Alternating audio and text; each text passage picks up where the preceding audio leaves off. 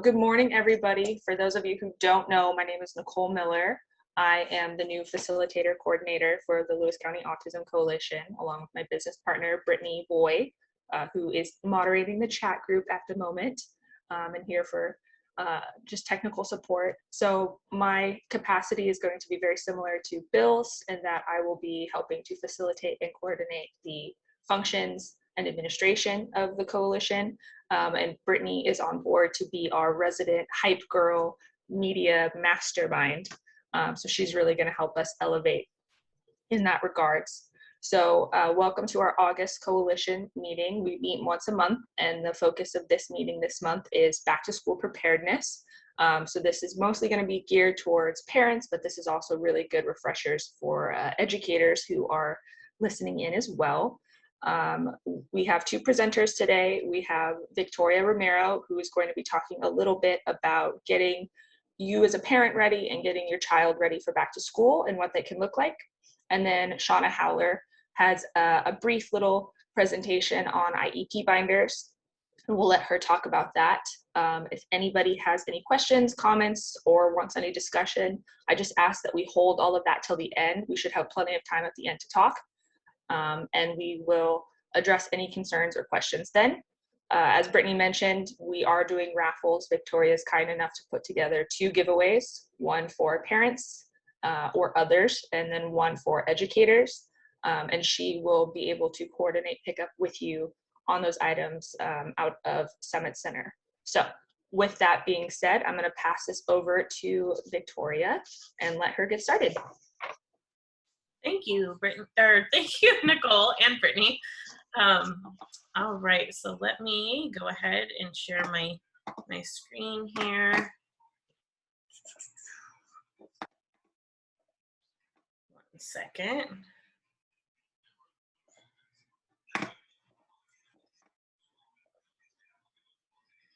Okay, and can everybody see that? Do like a thumbs up if you can, if it worked, yeah. You can see it. Okay, great.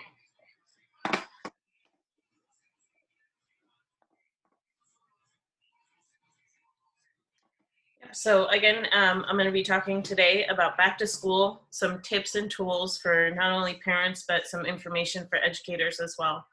I think it's especially, with this past, year and a half of COVID craziness, our kiddos, our educators, our parents, I think we've all felt overwhelmed and so much change. And so I think the more that we can do to ease into that transition and make a better transition for the teachers, for ourselves, and for our kids, I think the better the results will be.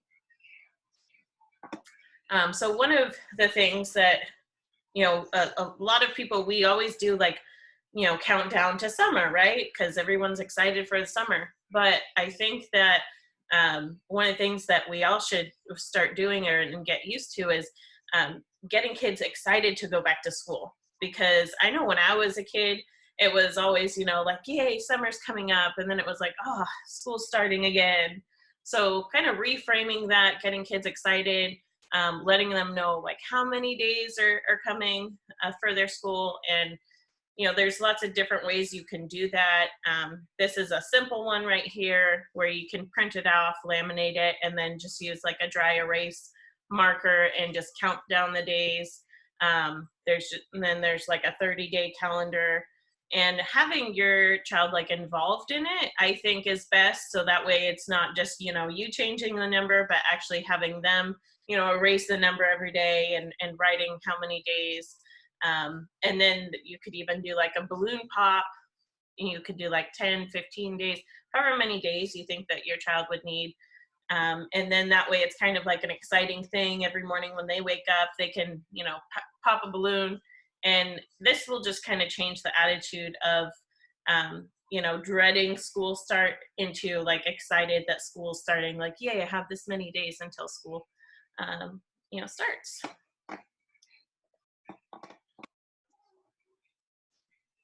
So I think starting the conversation, especially right now, is really great. finding out like how are your kids feeling about going back, especially with COVID. Like, are they feeling nervous?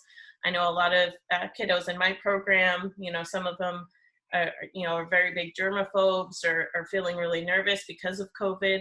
So just having that conversation with your child, if they're nonverbal, use an emotion chart and, have them, try to express how they're feeling and then validate those feelings and try to problem solve together.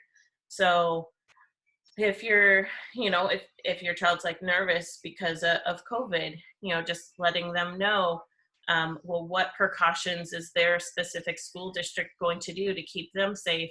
Just reassuring your child and having that conversation, I think, will help with how they're feeling with school starting. And then I'm big on this one. Practice makes perfect. So there's so many things throughout the summer you can do. So a lot of the schools have their playground open during the summer. So I would say like practice, bringing your child to their playground. So especially if they're going to a new school, like if they're switching from the primary to the elementary or to the middle school. I know here in Chehalis School District, their middle school track is open.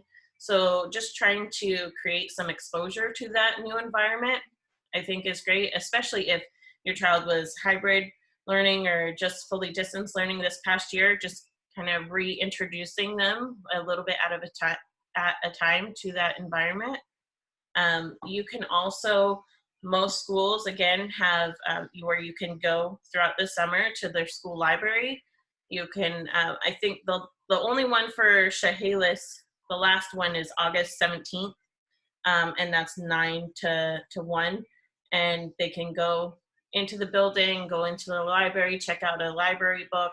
And again, that's just some more exposure into the school, to learn the layout of the school. I think all those little steps help kids, especially, again, if they're going into a school for the first time. I think on their first day of school, they've never walked in those doors, they're going to have a lot harder with transition than for a kid that's gotten to go multiple times and kind of knows where the bathrooms are, knows where the office is, knows what hall their classroom's going to be in.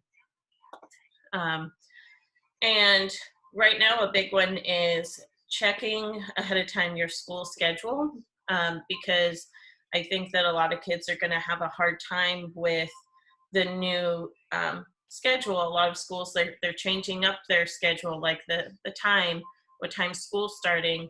Some schools, they're going to be starting earlier. For the Chehalis Middle School, they're now going to be at 7:50 a.m. For the elementaries, they're going to be at 8:50, which is, quite a big difference than last year and previous years. So finding out some of those new schedules, what your child's schedule is going to be, and start a morning routine. So that way they're used to waking up at a specific time. They're used to having breakfast at that new time. So I would say starting that at least 2 weeks before school. I mean, a minimum a week ahead of time. That way their bodies are used to that. Getting up, brushing your teeth, brushing your hair, just trying to keep that schedule consistent, and that again will help with that transition to the school schedule. Contact your school for a tour. So if your child's nervous about their first day, I think that'll really help, going ahead of time when there's not, a big open house and it's just them, getting to view the school, getting to meet their teachers ahead of time. I think that all really helps. Social stories and videos. So this is, again, something that we tend to do quite a bit here at my house, is, reading books about school. So having just, books out, or if you consistently like read, books with your child, like have them geared about school, watching videos about going back to school, doing social stories. So social stories, if you've never seen those before, Let's see, I wonder if I can still click on this. Here's an example of a social story for those of you guys who may not know. So like, it's just kind of like a printable book that just explains step by step. Like this one says, I'm going back to school. My family told me that I'm going back to school soon.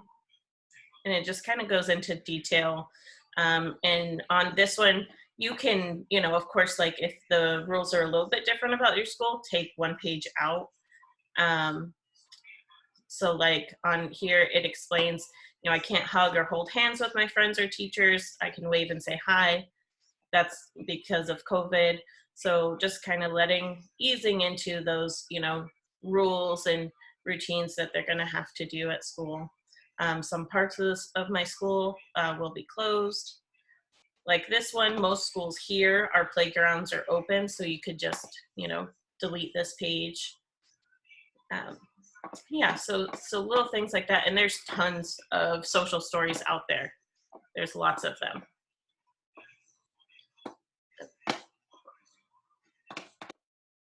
And then, you know, there's a lot of different strategies to adapt to changes because, again, I think this school year we're going to see a lot of different changes. And, you know, some of them might be unexpected. We don't know where things are going right now with COVID. And like I know the plan for most schools is to start 5 days, but, you know, we can't say for certain that that's going to stay that way. Here's a great resource that shows just different, there's routine cards, so that right now they have this program called Changes Big and Small. And in the midst of uncertainty, even small changes like pineapple instead of pepperoni on our pizza can throw us off. Check out strategies for helping children with autism build flexibility and adapt to changes big and small. So they have so many resources on this website. So I would really recommend checking it out. So the interactives, there's the, you know, social story like printables, or there's the videos that have social stories. That's going to help with morning routines. There's all sorts of information on here. So I recommend checking that out. And then if you're looking for specific resources for a different age, or, you know, if you're having a hard time finding like a good social story, just reach out to me. Let me know your child's age, and I can send you one. So another thing that I really recommend to families before school starting is creating a one-page profile. So this really helps educators, it helps bus drivers, PE teachers, the general ed teachers, music teachers. I always recommend to print out like multiples, and you can even laminate them. And like for me, this is the one that I made this summer for my son. So if you notice, I don't have his diagnosis like listed on here. I did put the neurodiverse symbol. And I, you know, just put some general information, his name, his birthday, and to me, what was most important is letting people know that he's mostly nonverbal, but he uses movie phrases to communicate. And then emergency contact information and things that he enjoys, things he needs help with. You know, sometimes he can run off or flop on the floor when he's upset. He could use some bathroom assistance. Has a hard time with transitions, and then strategies on what helps him. So real pet photos, visual schedules, redirection, and then I just decorated it with some of his interests, like he loves pizza, he loves water and music and Disney princesses. And you can have your student help you with creating theirs. So here's just a blank, you know, example. And you can even have your student like come up with the information they want on there. So ask them like, what are some ways that you want teachers to support you, or what's important to you, and have them a part of that process if they're able to.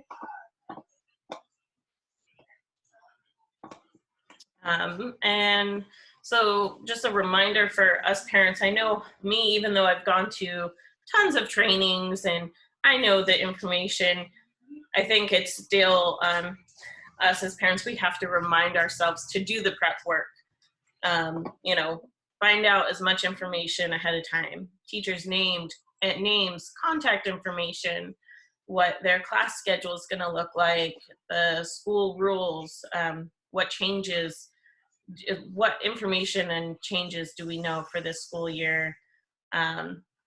Most school websites will have, you know, photos of the staff. So if you know your student's teacher's name, you know, just showing them a picture, or even like turning that into a PEX. So that way that student knows what their teacher looks like.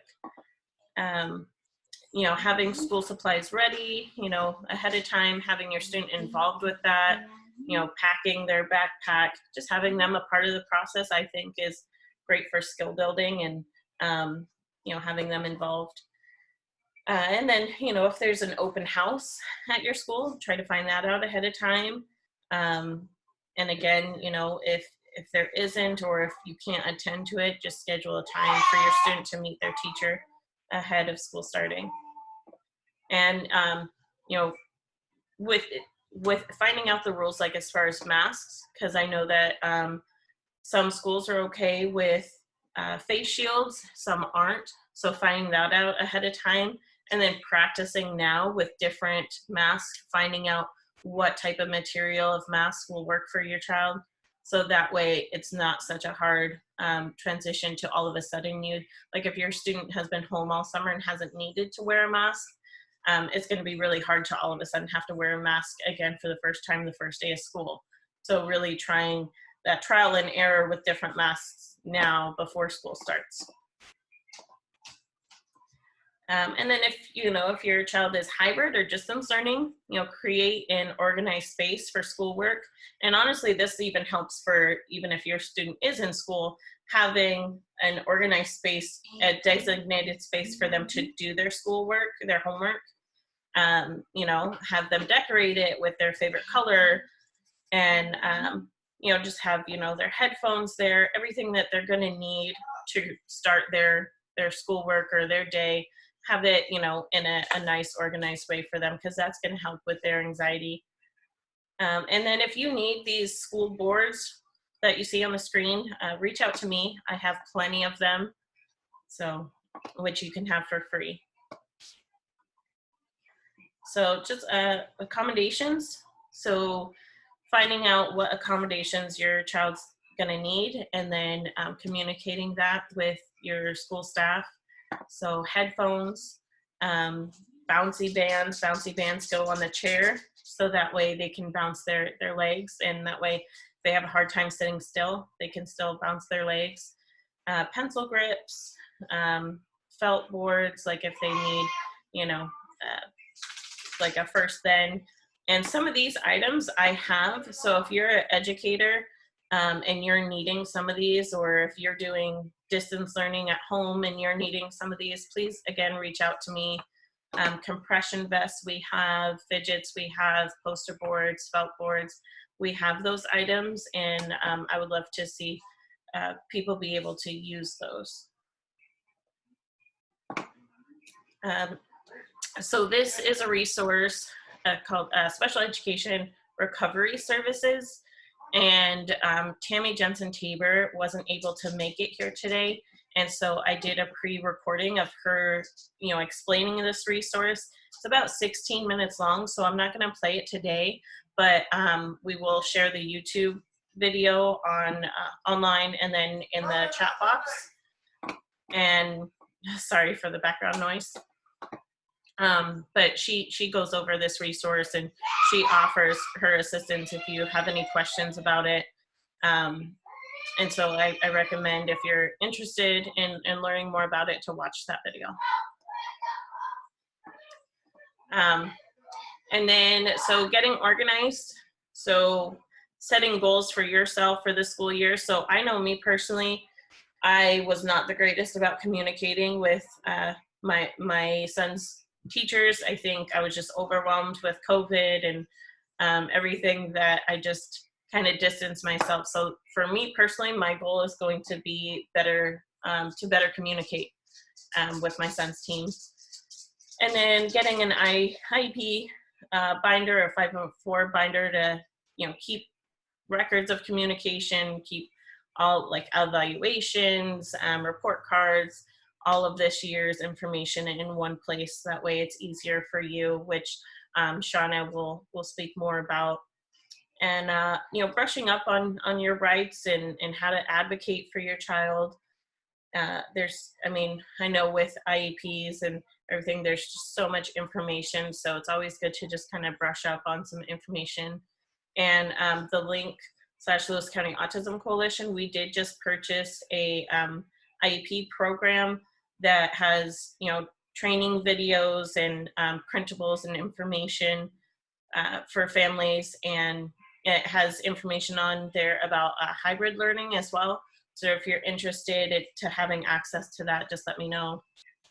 And just set up a communication plan for your child's team. So like for some families, they, might use like an app.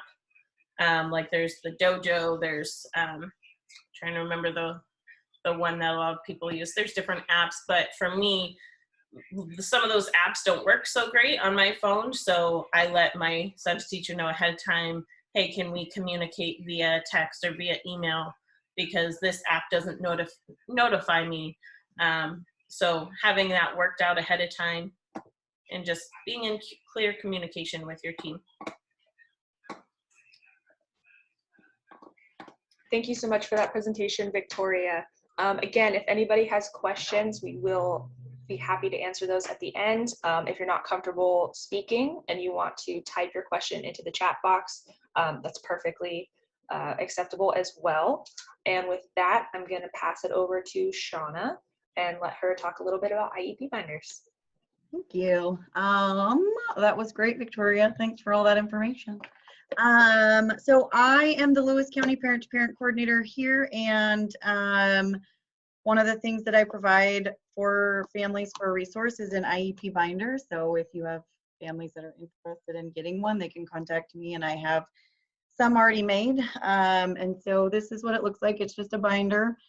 And inside we have tabs here that have different, so the first one is like communication, and then it will provide information on who to turn to at your child's school. It has a school contact list page. And then it has teacher contact list. And then there's these school communication logs, which I really like. So every time you have a phone call, you can write down who initiated the call, who prompted communication, what was discussed. I really like these. Sometimes I also just print out emails and attach them in that category also, just so I always know like who I've talked to and what we talked about. So in case there's anything I need to come back to later. Then there's a spot for evaluations, which there's nothing really here. That's just for when you have the evaluations done, you can keep them there. So, and then your IEP, also nothing here, just when you get your IEP, put it there. So sample work, I like to keep things like from the beginning of the year and then throughout the year, like just kind of put things in here that show the progress that's been made in certain categories and areas, or if there's a discrepancy on like, oh, your child is doing this, and I'm like, no, they're not, and look, we can look back at their work and this is not showing that they've mastered that. So there's that. And then so progress, I haven't done these, but this is in here. It's a parent teacher 2-minute survey, so you can ask your teacher to fill these out. And then there's also a conference worksheet. And then behavior, if your child has a behavior plan, that information can go here. And then there's just a spot in the back for notes. At the very beginning up here, I also have just a page printed off that gives you information on who to contact for support with IEPs. So it has like PAVE, and it has the education ombuds and OSPI, all that information is up front there. So really that's all this is. It's just a binder to keep everything organized because there's so much that goes along with an IEP. And if you don't keep it in one place and organized, then it ends up all over the place and who knows where. I also suggest every year, like taking all that information out, putting it in like a big binder so it's all stored, and then starting over fresh every year with new information in that one. That's really all that is. And then also I just wanted to share after, Victoria's presentation that along with Victoria, we also have things like headphones or, sensory items if there are people in need of those. We also have like PEX systems, the picture exchange. If anybody is in need of those being made, we can help with that. And then we also have books that we have a lending library. So we have books about like IEPs and things like that if parents are interested in checking them out to read them. But we also last year got books for kids, which this has nothing to do with IEPs, but just in general, we have books that are geared towards kids to read, and some of them for like young kids for you to read to your kids. But we also got some for like middle school age kids to read, and I thought they're called Monster Diaries, and they kind of look like Diary of a Wimpy Kid book, but they talk about like this one's like ADHD attacks, and then we have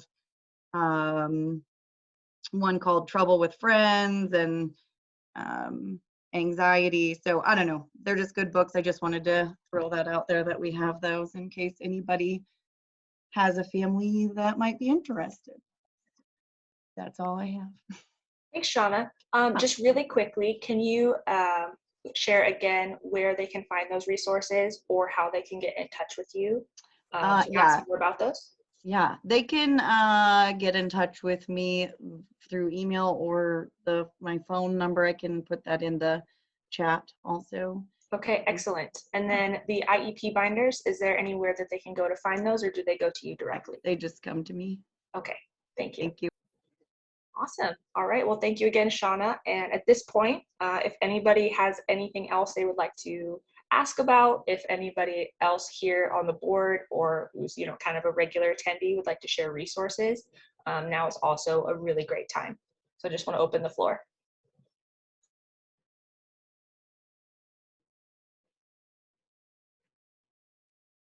Also, I will mention this is your last opportunity to sneak into the chat box and introduce yourself and let us know if you are a parent, educator, or other to get in on the drawing. I believe we will be doing that before the end of the meeting here shortly.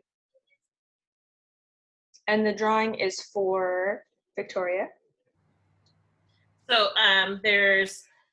we're going to actually do 3 because I forgot there's the other category. So there's a basket for educators that you can win, and it has all sorts of different education materials that you can use. And then a parent basket, which has, kind of some of the same stuff, but a little bit different, just items that you can use for your child, and then some self-care items for yourself. And then we'll be doing a other basket as well, which will kind of have somewhat of the same things, but probably geared more towards like if they're an occupational therapist or if they're a medical professionalist. Kind of depends on who wins that other basket. And that will be available for pickup on Tuesday, or if you need to, whoever wins, if you need to arrange, a different time or pickup location, please let me know. But I'll reach out to you to schedule that, because I'll know who wins. So, and I know that Brittany is said that she could share the spin the wheel if we wanted to do that. I can. So the first one we're going to do is our. Hey, Britt, can I interrupt you just for a second? Allison has a hand raised. Oh, yes, absolutely. My apologies. Go ahead, Allison. Yeah, I just wanted to say thank you to the presenters. That's wonderful information. And at the birth to 3, and now with COVID being gone, we're getting back to our transition pieces for kids leaving birth to 3 and maybe entering the school district services, and trying to get the transition conferences we have in the school so that we can start that process like Victoria talked about. The more exposure, the easier it'll be for everybody. So trying to do that. So if you guys know any little kids, I mean, I recommend starting these things, typical or not, in birth to 3 or not, starting early, like Victoria said, getting them, go play at this, well, you can't play at school playgrounds anymore the way we used to, but driving by, pointing it out, looking at school buses. Our program's having, if we can make the coordination work, a school bus come to our center so that our kids turning 3 can get on it. So just to kind of emphasize that. Awesome. Yeah, thank you so much for sharing that, Allison. Early. Start early and let them get exposed to things. Yeah, that's great advice. Thank you again. So with that, I think I'm going to toss it back to Brittany if she wants to do the little giveaways. And then we'll just do a quick wrap up and we will call it a day. First of all, I just want to say I fully support that you sang that. Thank you. I'm going for a big Vanna White finish here. We needed that on a Friday, so thank you. Yeah. So the first one we're gonna do, since we had limited attendees, we're gonna do an educator spin first.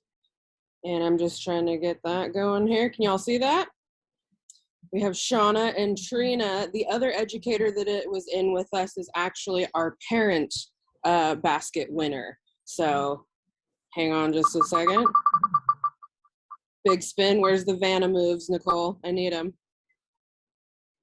Ta-da! Shauna. Oh, I love the applause. Yes. So you are our educator winner. And then our parent winner, you can see over here, is going to be Jennifer. Our last here is going to be for the other basket. Are y'all ready? Anybody want to do a drum roll? No? Oh, I heard it. All right, here we go. That's all I got.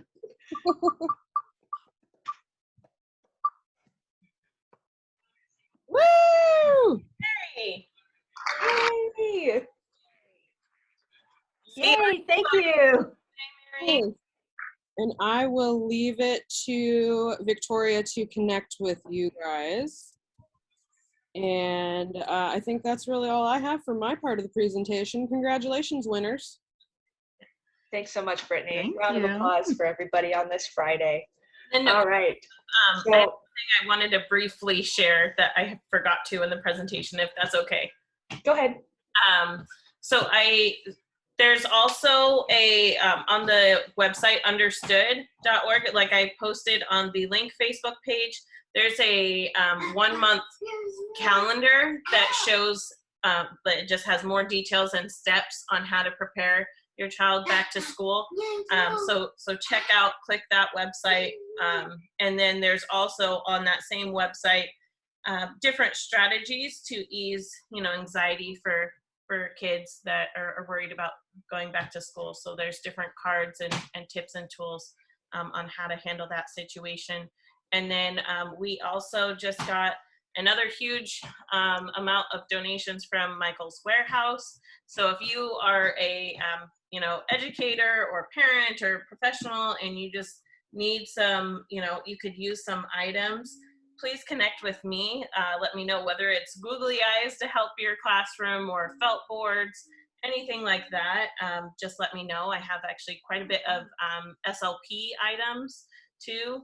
So just let me know and we can hook you up and that way get you ready for this school year. Thanks, Victoria. Jennifer, you have your hand raised. So I just wanted to say, one thing that I really noticed this year is there's still a lot of parents that don't really understand the IEPs, and I think they can feel steamrolled. I mean, there's just so much, you guys know, there's so much to an IEP. It's so overwhelming. So I think just making sure that we share, I love the IEP binder, but just making sure they know that there are resources, whether, I'm not sure where Pave's at right now. Sorry, my dog's getting crazy outside. And if there's anyone that needs help with IEPs or just understanding them, I'm definitely available as a resource to help people connect with their teachers. I love hearing from my parents. I try to communicate as often as possible with 22 kids. It's easy for things to fall behind in a COVID year. But definitely, coming into the school, I have middle school, so I try to have the kids come in and learn how to do those lockers. That's a pain and a big source of stress. So we try to do that ahead of time, walking their schedule, making them a visual schedule, because they don't just have one teacher, they have 7. And I love the one-page profile that Victoria had. I think that would be gold for teachers to have. But anything we can do to help parents understand that they don't have to figure it all out. They are the leading person on the team. And I think that isn't always known. And I think the recovery services thing is an important thing to get out, because I'm not sure that, schools are going to publicize that information, but there's a lot of things that are available to parents that we just need to let them know that are there for them. Yeah, thank you for that. And that's another reason why, as a coalition, we purchased that IEP kit that was online, because there's a lot of different like short clips. It's a series to kind of help a little bit at a time to educate parents about just the whole IEPs in general. And that's something that we'll be posting online, and how to access that account. Perfect. All right, thanks again, you guys. I think we're pretty much close to wrapping it up. I just want to say thank you guys all for coming. This is my first public meeting coordinating, so super happy that you were all able to come out for this. Hopefully we'll kind of gain attendance as we move forward. We're going to try to start doing hybrid meetings where it can be in person or Zoom to kind of encourage more participation. And, just if you guys have any other resources, feel free to dump them. Brittany and I are going to start trying to spread those resources out, make them more accessible online, either through Facebook or the website. And as always, please just share the word, right? Share resources, let people in your life know, let parents know what's out there.